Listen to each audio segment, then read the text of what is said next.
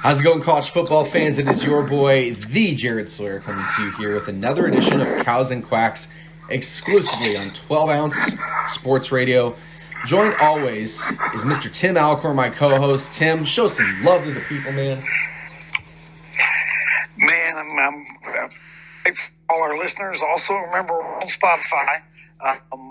Just a horrible week for the Longhorns. Losing to Kansas is not pretty at home. Yeah, man. I mean, you already know how I feel on Sark. I had reservations about him even just to start the season, but it looks like those have been confirmed. Here's the thing. We went through this at Oregon with Mark Helfrich. Great assistant. Hell of an offensive mindset. Knows exactly what to call on offense. But not everyone's cut out to be the CEO, to place the appropriate guys where they need to be able to win games. And I don't think that gets talked about nearly enough in college football. I mean, you look at a legend like Nick Saban, who's probably the best ever at that, of placing the right assistants at the right time with the right players. And having the locker room went over year after year after year. And yeah, I know that the view on Alabama this year might be a little different than years past, just because of how well Georgia's playing, and Alabama has a loss, and they've had some close games. But the consistency with Nick Saban is nothing short of just all that being said, they're number 2 in the country. Yeah, right. How much time do they give Texas? Because if it's me, if I'm a Longhorn fan, I say burn the damn thing to the ground and let's start from scratch. No, they're going to give it. They're going to let him get his own team. They'll give him 3 years, and that's just the way it's going to be. And we'll just see how it works next year. I mean, he can win his next 2 games. I don't think that's going to happen, but if he does, it'll at least be something. I mean, we'll see. First off, I want to address something with you. So some happenings happened earlier this week, and the rumblings are not good for y'all. So Miami fires their athletic director. Mm-hmm. Rumor has it, and this is a rumor going around, is that Mario Cristobal hated the athletic director and that he's going to be named the new Miami coach in January. Yeah, it's a great rumor. You know, I'll say. I mean, it's something you got to look at. That's where that's his alma mater. I'll address it. So yeah, he played football there at Miami, won 2 national championships. I think he was an athletic, like a grad assistant for a little bit or something like that. He's from Miami. He's a first generation. Second generation immigrant that came from Cuba. So his family grew up really hard, but they grew up in Miami-Dade area, right? And it's a big deal. The chats I've personally had with Mario over the years would lead me to believe he's pretty happy in Eugene. His kids are pretty established in school. His wife's pretty established in the community. And at Oregon, if we're looking at the jobs, there's no comparison. There is nothing, and I mean nothing, Miami can do to come close to offering not only the financial support as a salary and incentives and those kind of things, but the amenities that Oregon can offer. Having Nike in your pocket goes beyond the checkbook. It's a bigger picture than that, and that's something that I think that Miami fans, and I kind of got into it with them a little bit on Twitter last night, which is actually really good, and in a lot of ways I take it as a huge compliment. They straight up said, we want to be Oregon. And it kind of took me back. I'm like, wait a minute, you guys are the U. Like, what, you want to be us? Like, it kind of caught me off guard. But it's very validating to hear that Oregon is starting to build that reputation. And I get it. Listen, when you have a very successful head coach, everybody's going to want to take a look at that guy. And this must have been some young people that don't understand Miami's history. Yeah, I think that Mario, what you got to look at is, how do I put this? There's a guy that does a sports talk show that talked about it last night. He actually made the most amount of sense. So I'm gonna take a little bit of what he said because it made the most amount of sense. If you're Miami and you come, and Miami is going to come for Mario, no doubt about it. That's an obvious choice right there. Oh, wouldn't you? Yeah, absolutely. And they come and sit down, Tim. All Mario's going to say is, hey guys, I'd love to see you. I'd love to come coach at the University of Miami and come home. Can you do this? Can you give me private planes for all my assistants to fly around for recruiting? Can you give me private planes for all my teams so they can fly around the country to whatever game they're at? Can you facilitate shoe deals? Is your NIL up to that of Nike's? Can you come in and back us when it comes to recruiting and jerseys and all these other things that attract players to come to the University of Miami? Because remember, Miami's going to be in rebuild mode a lot. And they're going to have to go through a lot because the competition in Florida isn't just Florida-based schools. It's national now. And Coaches love to go home, though. So all Mario has to do is say, hey, can you guys match these things? And Miami literally cannot. So Oregon has positioned themselves, and this started back in 1999 when Phil Knight approached our AD and said, hey, what is it going to take to get Oregon to be a powerhouse? What's it going to take to get them to be a brand?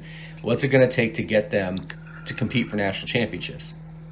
And Nike and Oregon had that partnership. Ever since then, Tim, this is where Oregon's been building to, is getting to be in a place where you have a coveted head coach. Now, a few things people need to understand about Mario.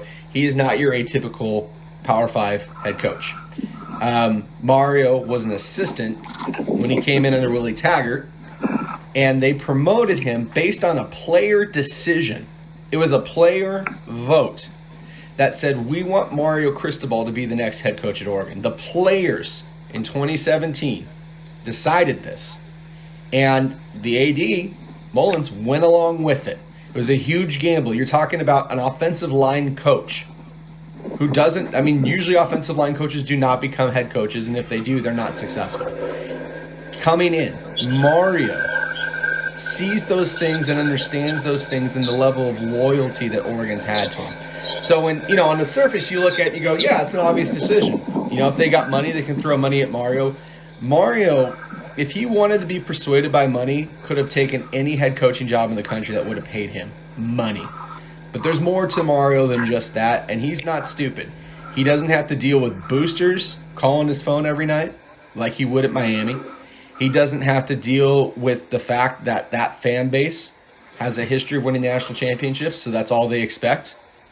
You come in right away at Miami, you're expected to win a national championship. Even though they haven't done anything since 2004 and when they won the Peach Bowl. But you had in Miami, they expect that. And I get that. They had those teams back in the 80s and 90s and that were amazing teams to watch. But the perception's going to be different. Your expectation level is different. At Oregon, we're still trying to break that glass ceiling of winning a championship. And so there are a lot of incentives beyond the dollars and cents for Mario to stay versus Mario to go. So if he goes, Tim, I'll be shocked, absolutely shocked. He leaves a team where it's at, best recruiting classes in the conference. He forced 6 vacancies in the Pac-12 this year. On top of that, he just absolutely nuked the University of Washington. And on top of that, they're on the cusp of getting into the playoffs for, really 2 times in the last 3 years. He's only been a coach for 4. So walking away from that and going and restarting all over again and uprooting your family all over again and not having the same perks or amenities to be able to do what he's done at Oregon, I just don't see it. So on another note on about your Ducks, do you blame Micah Pittman for being a little agitated that Brown can't get him the ball? All right, I got to address this one head on because this one really, really disgusts me. Because I kind of get it. It's a lot, and I like Anthony Brown, but it's a lot of checkdowns. Listen, Micah Pittman's a talented receiver, okay? And his father was a talented receiver, running back, and his brother's a talented receiver. Here's the thing, though. There is a time and a place and a way to conduct yourself as a man and as an adult when it comes to dealing with your career and a football program. Going to Twitter and airing out your dirty laundry not only is incredibly unprofessional, it just says a lot about the lack of integrity you have, not only him, but his entire family. And when you do that and you start promoting USC football, who is shitting the bed this year, by the way, it makes you look like a complete buffoon. It's selfish. But it's selfish and it's asinine. all that being said, that's all kids know. No. This came from his father, Tim. Is social media. This came from his They've father. never seen their life without it. No, this came from his father. His father was tweeting out trash on social media about Oregon and adding and tagging Micah Pittman in these tweets. Micah Pittman doesn't show up for practice yesterday and enters the transfer portal. Listen, I understand kids wanting playing time, wanting the rock, wanting to showcase their talents because they want to get to the league. I totally get it. And in that regard, I wish him well. But there's a right way and a wrong way to leave a program. And he did not do it the right way. It was shameful the way he exited. And, we have a saying at Oregon, once a duck, always a duck. It's not going to be said about Micah Pittman. Well, you don't need him. You don't need him to win the way you're winning. We don't. And as much as you dislike Anthony Brown, the kid's a RPO threat. He's a running threat, and it's working. What they're doing is working. 9-1 says you're right. Yeah. And it's a good segue into the game last week with Oregon. Washington State, they're schematically just a brilliant team. They run a run and shoot and their own version of it, and it's very, very difficult to defend. There were some very weird calls in that game, and just a lot of strange things that took place. I am so sick and tired of the Pac, and this isn't with Oregon football specifically. I'm just sick of the Pac-12. I'm sick of this hokey ass lame conference out here, where really the only brands you recognize are Oregon, Washington, and USC. And then you have all these other. I'll tell you what, one thing I'll give Washington State credit is they went after that ball, brother. They know how to go after that ball. They're great. They're number one in the country. What have they stripped 17 times, I think, this year? They're number one in the country forcing red zone fumbles. Well, that's insane. They always play us tough. They are a scrappy state school. I got to give them tons of credit. I got no hate for the Cougs. I mean, I know that it might be a rival for the coaches just because of the win-losses, but I mean, it's the Cougars. I don't have a, you know what I mean? Like, I can't get mad at them. I want to beat them, obviously, because I want to win. But speaking of wanting to win, I'm still trailing you. We both went 3-3 last week. You're 58-21 on the season. I'm 53-26. Again, I think it's going to be Bowl Mania that evens this out a little bit. We'll see who comes out on top. But your Horns going to West Virginia. I want to get your take on what needs to happen for Texas not to embarrass themselves this week. Well, I mean, he's got to get his team back. He's got to get his locker room back. I believe this team is done. I hope that he can do it. I mean, I mean, we've lost more leads than anybody in the last 2 years. Anybody in FBS, he's got to get his locker room back. First thing to do is win. We haven't lost 5 games in a row in 70 years or 60 years, whatever it is. And then we've done that. So that's got to get turned around. I mean, I personally don't see it happening this week. I believe that Texas is toast for the year. What's your feelings on that?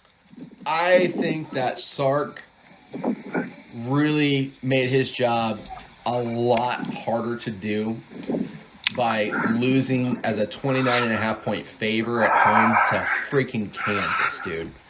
And so I'm taking West Virginia. I have no faith in Texas at this point of the season. I want to see him win. I just don't believe in him. Yeah, I have a 10-point West Virginia victory. In the 6 years, 7 years, however long we've been doing this show, Texas has had some rough moments. I don't remember anything like this though. This is the most frustrating part to me about this is you go from Charlie Strong, right? And I love Charlie Strong, and he started getting it together at the end. And you kind of thought that the next move would put Texas over the top, and it just hasn't materialized. They had a high point beating Georgia in the Cotton Bowl, but since then, man, I just don't. Honestly, I don't understand what's going on. I really don't get it. It's confusing to me. And this is a Duck fan on the outside looking in. I just, when I grew up thinking of Texas, Texas was dominant. And Texas was a team you hoped didn't come on your schedule. And you hoped if you did get a bowl game, you weren't playing Texas. It was a scary team to have to face. And now it's a lot different. The perception's a lot different.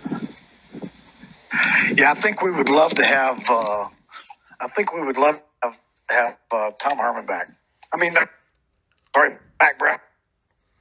Well, Mack Brown might be on the table again. You never know. I mean, UNC is good. I think the hire out there.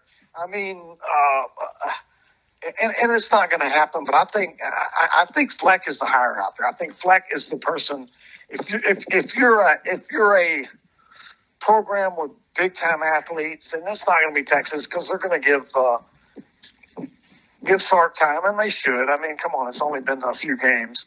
I think if you're even Miami, if you're a team that can get the players that can compete in a division or in a conference, Fleck is the man you got to go after. Don't you agree?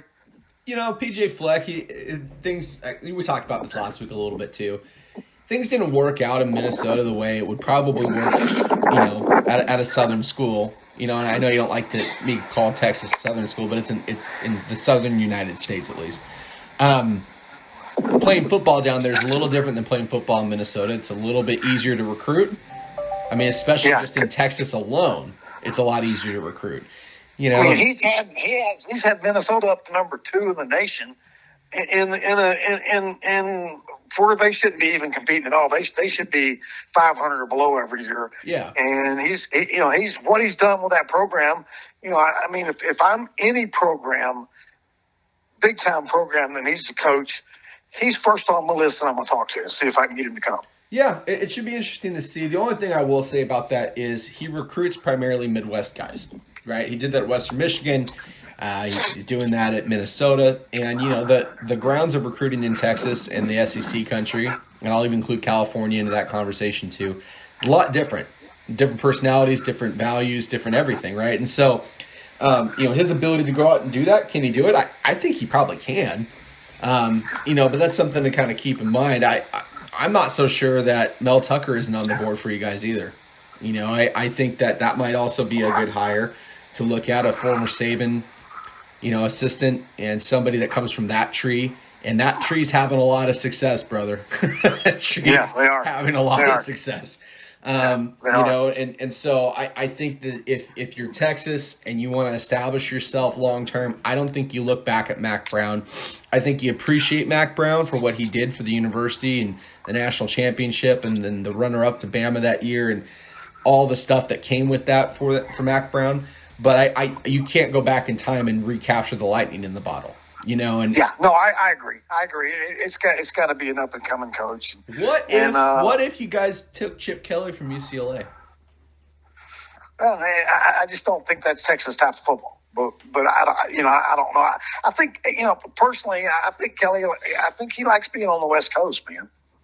It's interesting. The only other place I could see Chip Kelly ever going would be the New England Patriots. Just because he's from the Northeast originally. But I agree, he does like LA, although there's rumors that he's not happy at UCLA and wants out. It would be ironic if he took the job at USC. Excuse my language, but he has zero fucks to give. So if he wants it, he'll just take it. He does not give any. He still coaches that way, and I absolutely love it. Yeah, and if he wants to take USC, he'll take USC, and he won't care what UCLA thinks. No, he doesn't care. Nor should he. Iowa State plays number 13, Oklahoma. They come in as 4-point dogs. Oklahoma had their upset we called last week against Baylor. Boy, Baylor looked good, man. Baylor looked great football. I've been telling y'all here, it ain't the Baylor of old. It's not that sling 'em offense. It's a hard hitting. It's a running game, and they're defensive. They hit so hard. It's a different Baylor team than we're used to. They're not a team that's going to outscore you 60-58 anymore. So Williams had to lead the game. I think he got a little dinged up, and then Rattler came in, and then Williams came back, and Oklahoma was a mess. Do they recover this week and beat Iowa State? Yeah, I believe they do. I believe that. I believe they do. I believe that. I think they'll probably go back to Williams, and I think they'll right the ship at home. I got to give Baylor fans credit. Those fans were going crazy, bro. That's a seriously tough place to play. They got fined $52,000 for the fans rushing the field, which I think is just asinine. Like let the fans have some fun. Yeah, and I love that he kicked the field goal. Piss on Oklahoma. Yes. Number 9. But I do believe Oklahoma. I believe Oklahoma gets back to its winning ways. Yeah. I believe that. It's going towards Bedlam, and Bedlam's going to be to decide. They may play 2 weeks in a row also. Yeah, no, that's because Oklahoma. If Oklahoma State beats Oklahoma, then Oklahoma State and Baylor plays. If Oklahoma beats Oklahoma State, then they rematch it because Oklahoma State has a tiebreaker against Baylor. Right. It's an interesting year in the Big 12 like that. And for the record, I think OU's good. I think they're going to dominate this week and they're going to respond. Usually when they have a loss, they respond pretty heavily against whoever they play. And I'm going to tell you what, that Baylor team I saw last weekend, that team lost a couple games, but that team looks like they could play with anybody. Yeah, they look good. They look scary good right now. I wouldn't want to play them in the postseason. We're going to keep it in the Big 12, doing 3 Big 12 games in a row here. I don't know if we've ever done that. Number 9, Okie State playing at Texas Tech. Sneaky game. Texas Tech is always a different team at home. Always a different team at home. I think that Texas Tech really is going to put a lot of pressure on Okie State. I think this is going to be closer than the spread of 10.5. What do you think? Yeah, I have about. I think it doesn't cover by half a point. I see a pretty high scoring game. I think Oklahoma State's talented. I think they're going to take care of Texas Tech. I think it's going to be a good game, but I got a 44-34 Oklahoma State victory. I honestly think it's going to be close. I don't think Okie State covers because Texas Tech, I think, is going to come out. And they always do this. They're just this average team, and then they get a top 10 team in their house. And I got to go on a rant. I got to go on a rant for a second about Texas Tech. Your coach is 5-3. Your coach doing a good job. They're firing. How are you gonna fire someone at 5-3? 5-3 at Texas Tech is not a horrible record, and I just don't understand that. Do you understand that? Do you know where Lubbock, Texas is? Yeah, I know exactly where it is. I've been there many times. Imagine trying to talk a kid, and we'll just look at Texas. Imagine trying to talk a kid in Texas from not going to Texas A&M, Oklahoma, Baylor, Oregon, USC, Ohio State, Michigan, Alabama, Georgia, Florida State, all these major schools that go into Texas to recruit, right? Imagine you pitching them, hey, I know all these schools, they have better amenities, they have winning records, they're competing for playoff appearances, they have tradition, but come here and hang out where it smells like cow shit. Like I've been to Lubbock once. It's enough for me. No offense to anyone in Lubbock. If that's your thing, cool, good for you. But for me, I was just like, I don't get the draw. And so, yes, to your point, going 5-3 in Texas Tech, that is a win, man. Are you kidding me? Like that is fantastic. I don't think a coach has been that successful there since Mike Leach. So it's ridiculous, you know. So yeah, I think that Okie State wins by a field goal. Texas Tech always does this. They always have just kind of an average year, and then they show up against a really good team. But Okie State is dominating, and I think people need to start looking at them as a dark horse for the playoff because if they run through the rest of their schedule, and it's going to be tough. It's going to be tough. It's going to be tough to keep them out. It's going to be very tough to keep them out. They're not a foregone conclusion. You know, I don't think you can write them off this year. Number 21, Arkansas, coming into play. Number 2, Alabama. They're a 20.5-point dog in Tuscaloosa. Right or wrong on that, Tim? You know, it's Saban. It's getting to trying to win the West. Saban's going to dominate. They win by 24 points.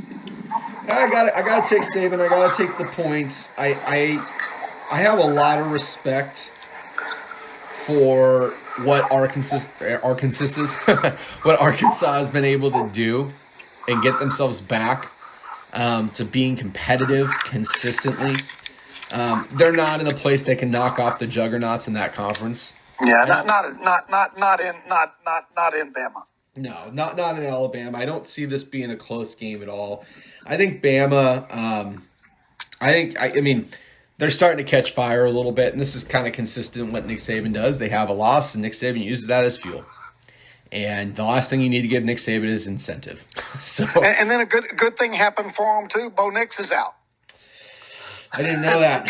Next week, yeah, Bo Nix is out for the year. Without Bo Nix, so that changes a lot of stuff there. Would have been the game of the week if the Oregon-Utah game wasn't so crucial. I'll get into the dynamics in that in a minute here. But number 7, Michigan State going in to play number 4, the Ohio State University here. 19-point dogs. Take me through this one. Well, you know, I think the game of the week is going to be the one next week with Michigan and Ohio State. I believe that Michigan State, they've had a good run. I believe they're a decent team. I do not believe they're ready for prime time. And as weird as it says, I watched the Michigan State game, and I do understand. I actually understand why people have Michigan ranked. I think Michigan's a better team than Michigan State. I believe Ohio State wins by 21. Ooh, man! I believe that Ohio State is they're Ohio State, you know, and what time is that game? Is that a noon? That's a noon game, isn't it? Yeah, I think it's a 12:30 kickoff. I can see. I think, and I like that.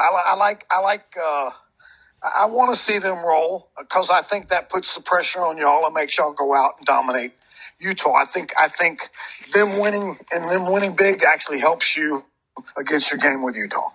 Does that make sense at all? That's an interesting take. Oregon coaches and the Oregon players aren't going to have a clue about that game. They're going to be in the middle of warm-ups when that game concludes. So, I mean, I doubt they're even going to be checking the scores until the trip back to Eugene. But you don't really think that, do you? I think the grad assistants are probably going to look at that. I doubt Cristobal, DeRuyter, or Moorhead are going to even be paying attention to that. Well, I mean, it's going to be over for like 3 hours before your game time. Right? Y'all start at 7:30, right? 7:30 your time. We start at 4:30 out west, 5:30. Yeah. So I think the Michigan State game starts at like 9 your time. You know, if I'm not mistaken, I'm not sure. I think that this game is going to be a very close game, and the only reason I can tell you that is because I watched Oregon and their O-line push Ohio State's front 7 around the entire game and run the rock on them the entire game. And that's Michigan State's bread and butter. And they have a very, very good running back. Very good running back. Oh, they got the best running back in the country. Yes. And you know, I put Bijan in there, and I'm sorry, Kenneth Walker III is incredible. He is good. I would have no problem taking him in the first round. If Michigan State can play their style of game, this is going to be a very difficult game for Ohio State to win. I'm just going to say it right now because as good as C.J. Stroud is, and he's been phenomenal. He's a really good quarterback, and I think he's going to be in the Heisman discussion, and rightfully so. This is a tough Michigan State team. They feel disrespected. They have an opportunity to come out and showcase who they are against Ohio State. They really do. I mean, right. I don't see them having the firepower and being able to withstand the shoe in late November enough to be able to pull off a win. But I would. So what, you got 10 points? I think this is closer than that. I think this is a 4-point game. I think this is going to be 28-24 Buckeyes. I do not think this is going to be a blowout. I just don't see Ohio State racking up that many points on them. Michigan State, if they get out and they can control the ground, it's going to be come down to about a 3 or 4 drive kind of game. You know what I mean? And I think that they do that. I still like Ohio State. They're a more talented team. They're at home, but do not sleep on Michigan State. Isn't the following week? Isn't the Ohio State Michigan game in Michigan? It's in Michigan. It's in Ann Arbor. It's the last home game for Ohio. I'm looking ahead a little bit, but that's going to be a good game, brother. Well, yeah. I mean, Michigan. I think Michigan's. I'm okay with their number 6 ranking. They're a good team. Yeah. I mean, this is all going to work itself out over the next 18 years. I mean, really, it really, really will. And we get caught up in rankings because we're fans, and we get caught up in rankings because we like to talk about that stuff, and it's a lot of fun. But the fact of the matter is this: if you win and you consistently win, they will reward you for it, and we're seeing that with number 3 Oregon. Oregon has not looked perfect all year, but they keep winning games. And the thing that tells me the committee is if you schedule a tough out-of-conference game and you travel and you win and then you have a good record, they'll place you and they'll look at you highly favored in that. And I remember talking to you. I remember talking to you like the 3rd game of the year, and I told you, hey, if you learning to win close games is good. It's a good thing. Later on in the year, it's a good thing because then you're used to pulling out close games. And that speaks volumes. Of course, everybody wants to just crush everybody, but there's something to be said about winning close games. Well, yeah, it's tough. As a fan, I would rather us just kick the living shit out of everybody. Right, of course. But I get it. I get it. And it's going to be something that I don't know. We're just going to have to deal with. Tim, take your crack at this. Number 3 Oregon, number 23 Utah. Utah's a 3-point favorite at home. I feel like Vegas is really disrespecting y'all. Yeah. I think a number 23 against number 3 should not be. I mean, if anything, you should be the 3-point favorites in my mind. If this was Ohio State going into Michigan State at home, they'd still be a 20-point favorite. So I think the disrespect is pretty bad. I agree. I love it though. I'd rather be disrespected. Oregon's been disrespected at UCLA. They came out and won. They were disrespected at Ohio State. They came out and won. Mario Cristobal. I mean, all you got to do is give them incentive. That's it. So my upset of the week is 28-24. Oregon beats Utah and covers, and Utah don't cover, don't come close to it. And it is upset if the 3-point underdogs, right? Technically, that is. I have a 28-24 Oregon victory. How about you? I have a 10-point Oregon victory. I have them winning, actually 11 point. I have them winning 35-24. I think that they are starting to come together. They're starting to understand who Anthony Brown is. He's a run-first quarterback. It's not something we've seen at Oregon. He's very different. He's a hell of a runner, too. He's a great runner. Actually, I trust him more running than I do in passing. Yeah, he's a hell of a – that boy's got speed and strength. He's playing different ball. He's starting to click. I think Byron Cardwell is a player people need to start getting used to. Number 21 at Oregon. He's a freshman. Yes. He is going to be really freaking good. Oregon tends to play Utah really, really well, no matter where it's played at. And this is the first of 2 games we have to play against Utah inside of 3 weeks. I think Oregon gets it done. I like us in this game by 10. I think Utah, playing at Rice-Eccles Stadium, no matter when you're playing there, is tough, but you got to play there in late November. It's going to be cold. It's going to be wet. It's going to be gross. But I think that does favor Oregon. This is going to be a trench match, and because of that, I like Oregon. I think we got the better of the boys on that side of the ball. And then we'll look at it in a couple weeks after that,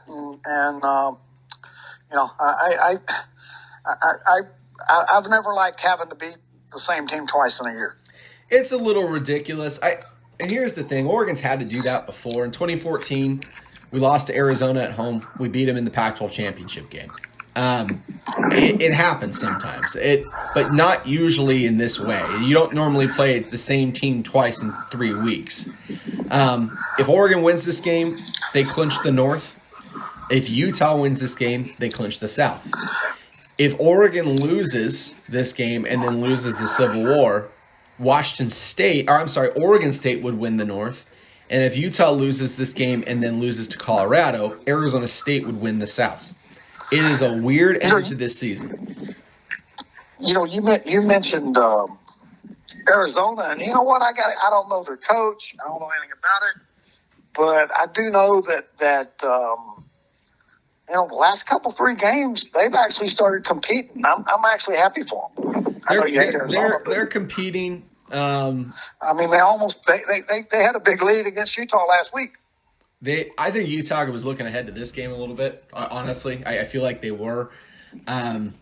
Oregon, and again, that's one reason why I like Oregon in this game. The 1-0 mentality, the guys are buying into that, and that's huge. I mean, if you can get everyone on the same page, kick a guy to the transfer portal that's toxic and it's just about himself, and then just focus on 1-0. Right, you can do amazing things, especially with the team. Don't change anything. Keep the running game. Keep the RPO mostly run. No one's been able to stop going it. And just win the way you win. I mean, until someone stops you. Just win and you're in. One that's game it. at a time. I've been telling you that all year. Just let them win. Just let them win. It's okay just to win close. Next week we got some fun games. And we got the Egg Bowl. We got the Iron Bowl. We got Notre Dame, Stanford. We got the game, Michigan, Ohio State. We got Bedlam, and we got the Civil War. I can't believe we're coming to the end of this season already, man. It went by really, really fast. Yeah, and you're right where you want to be. So just keep on. You gotta go 3-0 and start. It's 3-0 and you're in. And then start the season. It's 3-0 and you're in. Do you agree with where the rankings are at right now? Yeah, I'm okay with that. I'm okay. I'm okay. And as weird as it sounds, I'm actually even okay with Michigan. I believe Michigan's better than Michigan State. I think they gave up that lead, but I really think Michigan's a better team. That's just me. So I want to paint. I'm okay. I want to paint the scenario in your head before we sign off for the week here. If Oregon runs the table, they're in. Georgia runs the table, they're in. If Ohio State runs the table, they're in. But if Alabama loses to Georgia and Michigan, and loses Georgia, but Okie State runs the table. Cincy's in. I'm just telling you right now, prepare yourself. Cincy's in. Prepare yourself. The committee really likes Cincinnati. They've said as much. If Cincinnati wins out and Alabama loses, since you replace Alabama with Cincy, promise you. I was right about your Ducks. I'll be right about, and they should be. It would be a travesty if they run the table and they're not. I know you think that they're not a playoff team, but after they put on the gas last week and beat the shit out of whoever. It was close for a little bit. I think they won, 17, 18 games in a row. You just don't do that. I want to be really clear about my opinion on Cincinnati. I think they are a great team. I really do. I think that they would go 8 to 9 wins in any power conference this year. I don't think they're a team that can play with Georgia. I don't think they can play with Alabama. I don't think they can play with Oregon. I don't think they can play with Okie State. I don't think they can play with Michigan. I don't think they can play with Ohio State. But I think they would beat a lot of teams, and I think those games would be fairly close. I just don't think that they have the depth, let alone the experience, playing a Power 5 schedule. You look at it, if you have a team like Georgia that just steamrolls, and you got a team like Oregon that's lasted through this season, you got a team like Ohio State that's lasted through their schedule, and then you get an Okie State that also went through a Big 12 schedule and came out with one loss on the other end. To me, that's more impressive. They overpowered Notre Dame. That's a. Hey, Houston wins this week. Houston's playing them. I mean, Houston's a good team. They've got one loss and should have beat Texas Tech, or they would be in the conversation. So don't be surprised if Houston beats Cincinnati. If Cincinnati gets another win against Houston, they're deserving, and I think it's just going to be. I think whoever's ranked number